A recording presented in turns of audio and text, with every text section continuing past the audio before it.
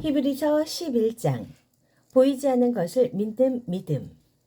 삶의 근본 사실은 이것입니다. 하나님을 신뢰하는 이 믿음이야말로 삶을 가치 있게 하는 든든한 기초입니다. 믿음은 볼 수 없는 것을 볼 수 있게 하는 단서입니다. 우리 조상을 다른 사람들과 구별해 준 것이 바로 이 믿음의 행위였습니다. 믿음으로 우리는 세상이 하나님의 말씀으로 존재하게 되었고 보이는 것이 보이지 않는 것에 의해 창조되었음을 압니다. 믿음의 행위로 아벨은 가인보다 나은 제물을 하나님께 드렸습니다. 중요한 것은 그가 드린 제물이 아니라 그의 믿음이었습니다. 하나님이 주목하시고 의롭다 인정해 주신 것은 다름 아닌 믿음이었습니다. 수많은 세월이 흘렀으나 그 믿음은 여전히 우리의 눈을 사로잡습니다. 믿음의 행위로 에녹은 죽음을 완전히 건너뛰었습니다. 하나님이 그를 데려가셨기 때문에 사람들이 아무리 눈을 씻고 찾아보아도 그를 찾을 수 없었습니다.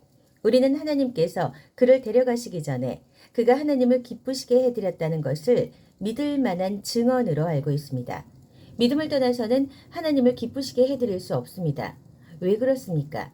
하나님께 나아가려는 사람은 하나님이 계시다는 것과 하나님께서 자기를 찾는 이들에게 기꺼이 응답하신다는 것을 믿어야 하기 때문입니다. 믿음으로 노아는 메마른 땅 한복판에 배를 지었습니다. 그는 하나님께서 보이지 않는 일에 대해 경고하셨을 때 지시받은 대로 행동했습니다.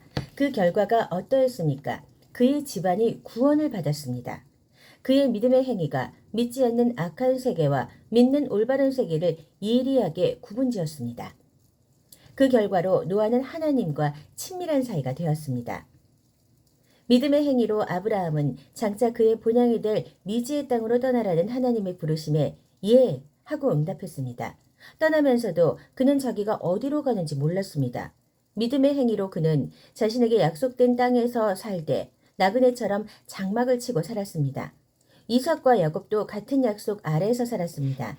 아브라함은 눈에 보이지 않지만 실제하는 영원한 기초 위에 세워진 도성, 곧 하나님이 설계하시고 세우신 도성에 눈을 고정했던 것입니다. 믿음으로 사라는 나이 들어 임신하지 못하는 몸이었음에도 아이를 가질 수 있었습니다. 약속하신 분께서 말씀대로 행하실 것을 믿었기 때문입니다.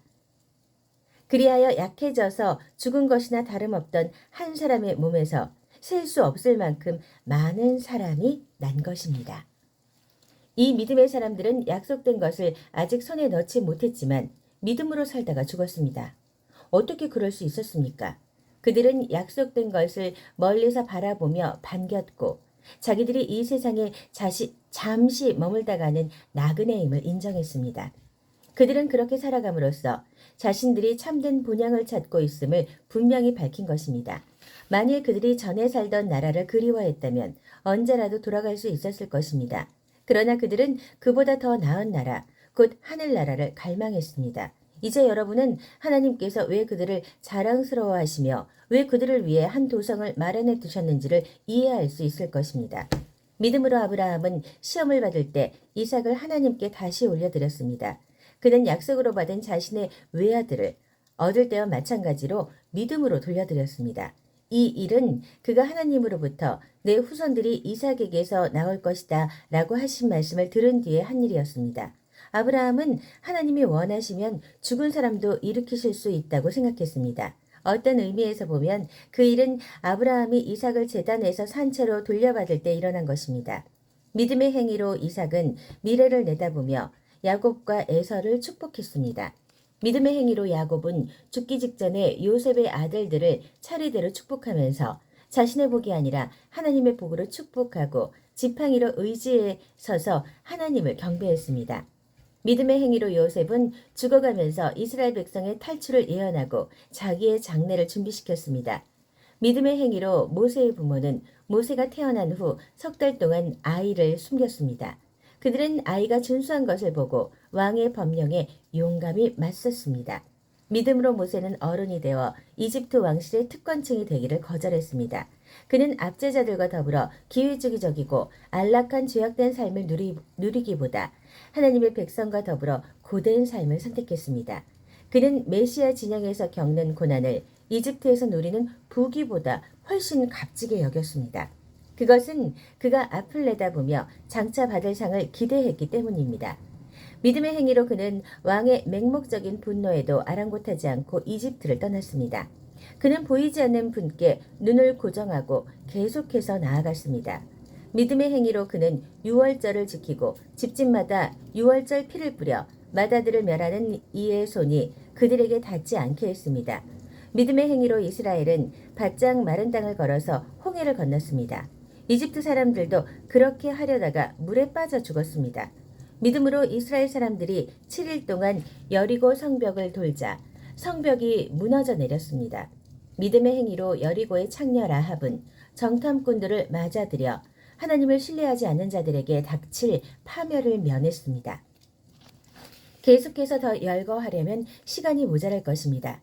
훨씬 더 많은 이들이 있기 때문입니다. 기드온, 바락, 삼손, 입다, 다윗, 사무엘, 예언자들. 믿음의 행위로 그들은 나라를 무너뜨리고 정의를 실천하고 약속된 것을 받았습니다. 그들은 사자와 불과 칼의 공격을 막아냈고 약점을 강점으로 바꾸었으며 전쟁에서 이겨 외국 군대를 물리쳤습니다. 여자들은 죽었다가 다시 살아난 사랑하는 이들을 맞아들이기도 했습니다. 고문을 당하면서도 더 나은 부활을 사모한 나머지 굴복하고 풀려나가는 것을 거부한 이들도 있습니다. 어떤 이들은 학대와 채찍질을 기꺼이 받았고 쇠사슬에 묶여 지하굴에 갇히기도 했습니다. 돌에 맞고 톱으로 켜져 두동강이 나고 살해되어 싸늘한 시체가 된 이들의 이야기도 있습니다. 짐승 가죽을 두르고 집도 친구도 권력도 없이 세상을 떠돈 이들의 이야기도 있습니다. 세상은 그들을 받아들일 만한 곳이 되지 못했습니다. 그들은 이 혹독한 세상의 가장자리로 다니면서도 최선을 다해 자기 길을 갔습니다. 그들이 믿음으로 사는 삶의 본보기가 되기는 했지만 그들 가운데 약속받은 것을 손에 잡은 사람은 한 사람도 없었습니다. 하나님께서는 우리를 위해 더 좋은 계획을 가지고 계셨습니다. 바로 그들의 믿음과 우리의 믿음이 완전하고 온전한 하나의 믿음이 되게 하는 것입니다. 우리의 믿음 없이는 믿음으로 산 그들의 삶도 온전해질 수 없습니다. 절대로 포기하지 마십시오. 12장 길을 개척한 이 모든 사람들, 이 모든 노련한 믿음의 대가들이 우리를 응원하고 있다는 말이 무슨 뜻인지 알겠습니까? 그들이 열어놓은 길을 따라 우리가 앞으로 나아가야 한다는 뜻입니다. 달려가십시오. 절대로 멈추지 마십시오. 영적으로 군살이 붙어도 안 되고 몸에 기생하는 죄가 있어도 안 됩니다. 오직 예수만 바라보십시오. 그분은 우리가 참여한 이 경주를 시작하고 완주하신 분이십니다. 그분이 어떻게 사셨는지 배우십시오. 그분은 앞에 있는 것, 곧 하나님 안에서 그리고 하나님과 함께 결승점을 지나는 기쁨에서 눈을 떼지 않으셨기에 달려가는 길에서 무엇을 만나든 심지어 십자가와 수치까지도 참으실 수 있었습니다. 이제 그분은 하나님의 오른편 영광의 자리에 앉아 계십니다. 여러분의 믿음이 시들해지거든 그분 이야기를 하나하나 되새기고 그분이 참아내신 적대 행위의 긴 목록을 살펴보십시오. 그러면 여러분의 영혼에 새로운 힘이 힘차게 솟구칠 것입니다. 죄와 맞서 싸우는 이 정면전에서 여러분보다 훨씬 심한 고난을 겪은 이들이 있습니다. 예수께서 피 흘리시기까지 겪으신 그 모든 고난은 말할 것도 없습니다. 그러니 낙심하지 마십시오. 여러분은 훌륭한 부모가 자녀를 어떻게 대하는지 잊었습니까? 하나님께서 여러분을 자녀로 여기신다는 것을 잊었습니까? 나의 사랑하는 자녀야, 하나님의 훈련을 가볍게 여기지 말고 그분의 훈련을 받을 때 낙심하지 마라. 그분은 사랑하는 자녀를 훈련하시고 품에 안으신 자녀를 징계하신다. 하나님께서 여러분을 훈련하고 계십니다. 그러니 절대로 도중에 포기하지 마십시오. 하나님은 여러분을 사랑하는 자녀로 대하십니다. 여러분이 겪는 이 고난은 벌이 아니라 자녀라면 당연히 겪게 마련인 훈련입니다. 무책임한 부모만이 자녀를 제멋대로 살게 내버려둡니다. 하나님이 무책임한 분이시면 좋겠습니까? 우리가 부모를 존경하는 것은 그들이 우리를 버릇없게 놔두지 않고 훈련하기 때문입니다. 그러니 우리가 참으로 살고자 한다면 하나님의 훈련을 받아들여야 하지 않겠습니까? 우리가 아이였을 때 우리의 부모는 자기 생각에 최선으로 여기는 일을 우리에게 했습니다. 하나님께서는 진정으로 우리에게 최선이 되는 일을 하고 계시며 우리를 훈련시켜 하나님의 거룩하심을 따라 최선을 다해 살아가도록 하십니다. 당장은 훈련이 즐겁지 않으며 본성을 거스른다고 느껴집니다. 그러나 나중에는 틀림없이 좋은 상으로 보답을 받습니다. 잘 훈련받은 사람만이 하나님과의 관계에서 성숙한 열매를 얻기 때문입니다. 그러니 수수방관하며 빈둥거리지 마십시오. 꿈을 버리지도 마십시오. 먼 길을 달려갈 수 있게 길을 정비하십시오. 그래야 발을 헛디뎌 넘어지거나 구덩이에 빠져 발목을 삐는 사람이 없을 것입니다. 서로 도우십시오. 그리고 힘을 다해 달려가십시오. 서로 화목하게 지내고 하나님과 화평하게 지내도록 힘쓰십시오. 그러지 않고서는 하나님을 결코 뵙지 못할 것입니다. 아무도 하나님의 자비하신 은혜에서 떨어져 나가는 일이 없게 하십시오. 쓰디쓴 불평이 잡초처럼 자라고 있지 않은지 예리하게 살피십시오. 엉겅퀴 한두 포기가 뿌리를 내리면 순식간에 정원 전체를 망칠 수도 있습니다. 에서 증후군을 조심하십시오. 잠깐 동안의 욕구 충족을 위해 평생 지속되는 하나님의 선물을 팔아넘기는 일은 없어야 합니다. 여러분도 아는 것처럼 에서는 나중에 자신의 충동적인 행동을 뼈저리게 후회하고 하나님의 복을 간절히 원했습니다. 하지만 때는 이미 너무 늦어서 아무리 울고불고 해도 소용이 없었습니다. 은혜의 말씀에 귀를 막은 자들에게 주는 경고. 여러분은 조상들처럼 화염이 솟구치고 지축이 흔들리는 시내 산에 나아가서 하나님의 말씀을 들은 것이 아닙니다. 여러분의 조상들은 천지를 울리고 영혼을 뒤흔드는 말씀을 듣고서 벌벌 떨며 하나님께 멈춰 달라고 빌었습니다. 그들은 짐승이라도 그 산에 닿으면 죽을 것이다 라고 하신 말씀을 듣고서 어찌나 무서웠던지 꼼짝도 못했습니다. 모세도 두려워 떨었습니다. 그러나 여러분의 경험은 전혀 다릅니다. 여러분이 이른 곳은 시온산, 곧 살아계신 하나님이 머무르시는 도성입니다. 그 보이지 않는 예루살렘은 축제를 벌이는 수많은 천사들과 그리스도인 시민들로 북적대는 곳입니다. 그곳에서 하나님께서는 우리를 심판하시고 그 심판은 우리를 의롭게 합니다. 여러분은 새 언약, 새로 작성된 헌장을 하나님께로부터 받아 우리에게 전해주시는 예수께로 나아왔습니다. 그분은 이 언약의 중재자이십니다. 아벨이 당한 죽음은 복수를 호소하는 살인이지만 예수가 당한 죽음은 은혜의 선포입니다. 그러니 이 은혜의 말씀에 귀를 막지 마십시오. 땅에서의 경고를 무시한 자들이 벌을 피할 수 없었는데 하물며 우리가 하늘의 경고를 거역한다면 어떤 일이 일어나겠습니까? 그때에는 그분의 음성이 땅의 뿌리까지 흔들었지만 이번에는 하늘까지 흔드시겠다고 분명히 말씀하셨습니다.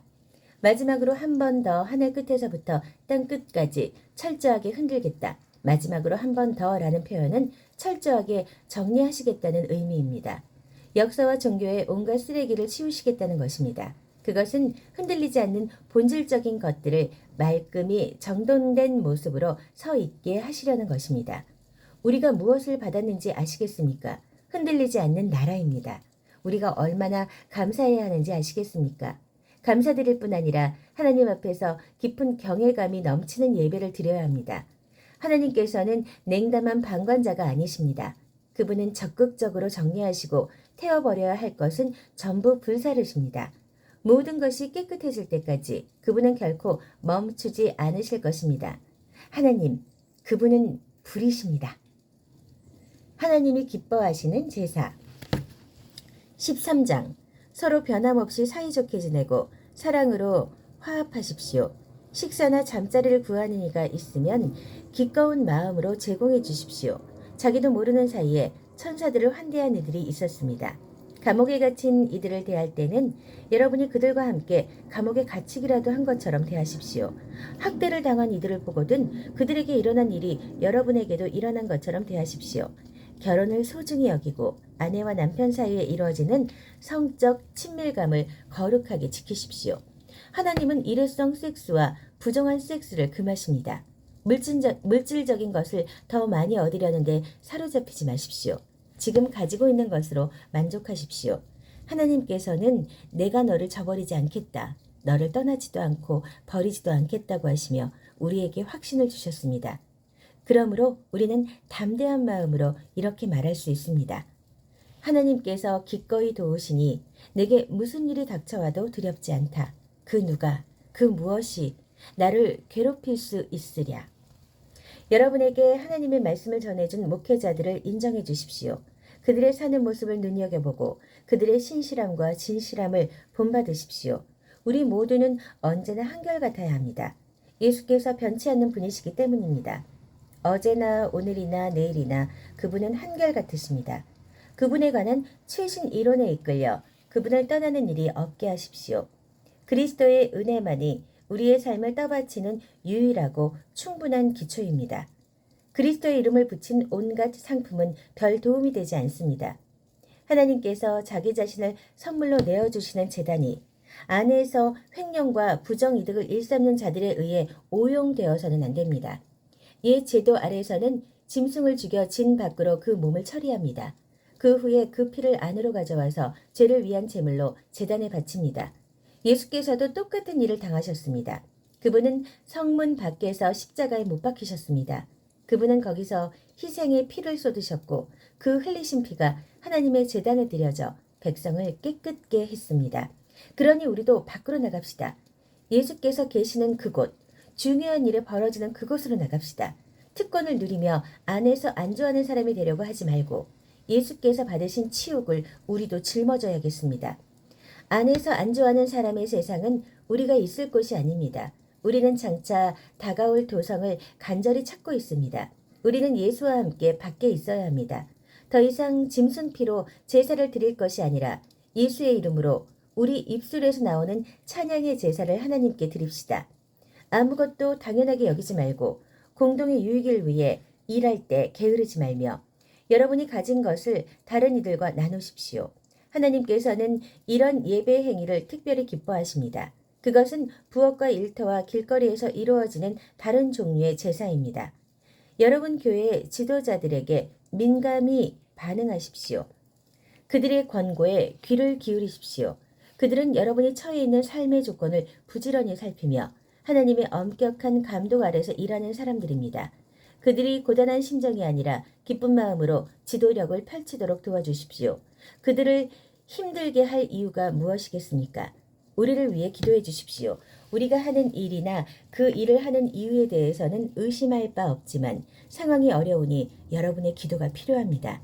하나님 앞에서 바르게 사는 것, 우리가 온통 마음 쓰는 것은 이것뿐입니다. 여러분을 조만간 만날 수 있도록 기도해 주십시오.